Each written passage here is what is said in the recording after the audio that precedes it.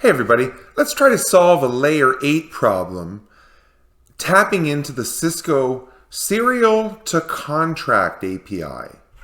So all we need to do is have our devices in our database, and then there is a credentials table where we click add and we put our key and our secret in, timestamp it and save it, and that's all we have to do as a user.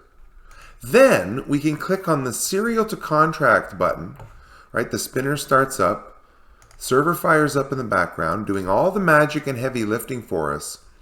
And what it's actually doing is it's going through every part in our network, checking the API, and you can see this sandbox has 3 parts.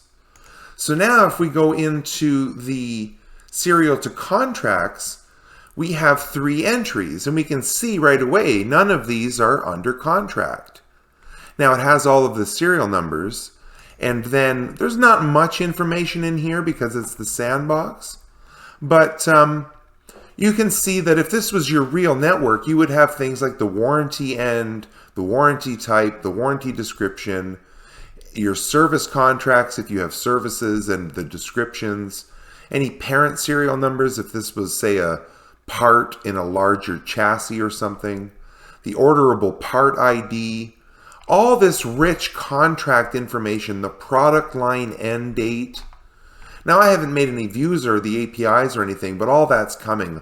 I just wanted to show you that in a click of a button now, we can understand our contractual state at scale down to the part level with Merlin.